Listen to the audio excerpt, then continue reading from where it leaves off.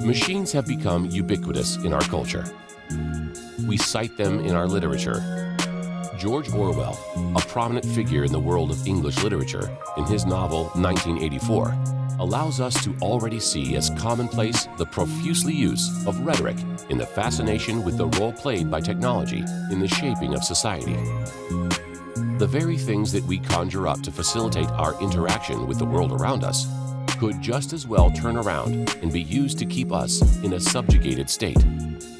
The norms, traditions, and dogmas that we follow without question, whether they harm or caress our spirits, are similar to the initial complacent attitudes that would lead to authoritarian rule in Orwell's novel, or any dystopian novel for that matter.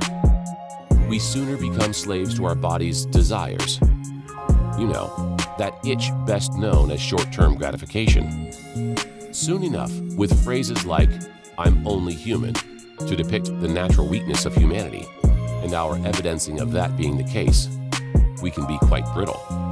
With each passing gratification, we begin to buy into the limitation fallacy. Indeed, machines, electronic gadgets, are now as commonplace in our societies as oxygen is on Earth. This air that we've come to view as a right rather than a privilege. Inventions originating from thought, dating to as far back as 4th millennium BCE Mesopotamia. The Sumerians' invention of the wheel was an extension of our minds made physical.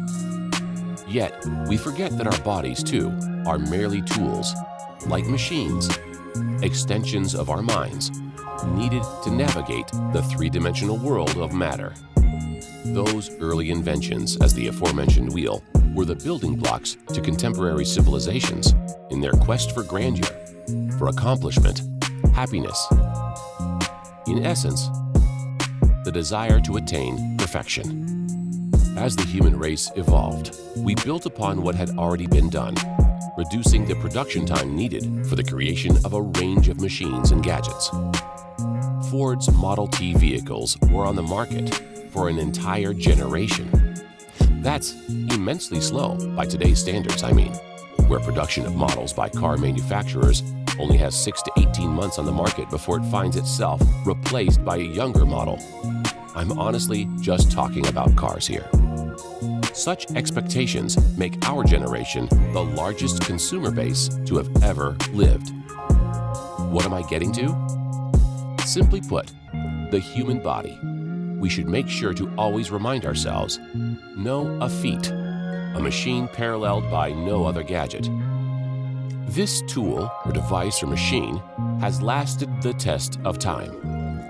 Our bodies are constantly being researched and marveled over as scientists mull over its intricacies, the end goal to imitate this efficient machine.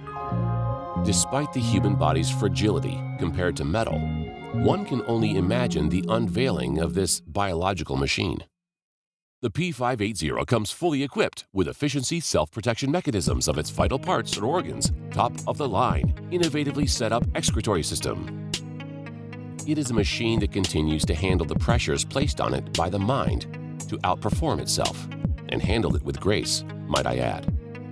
The human body is in fact only as fragile as a state of our mental capacity.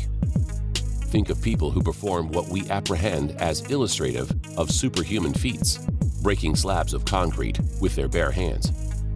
Even Anthony Robbins fires people up enough to have them believe in themselves. Whether permanent or not is beside the point. A marvel to see as this high-energy and highly energetic group of people walk across a bed of crackling, hot red coal.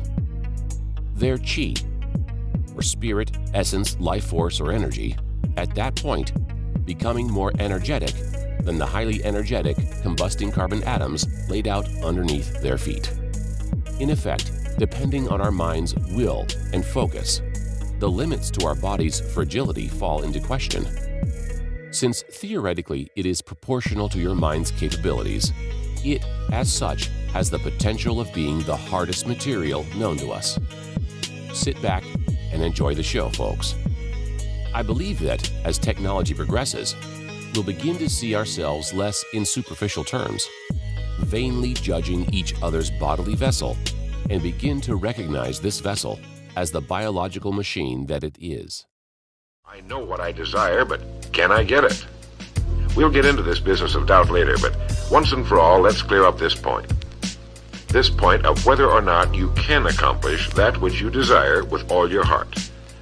I think it was best expressed by Emerson, who wrote, "There is nothing capricious in nature, and the implanting of a desire indicates that its gratification is in the constitution of the creature that feels it."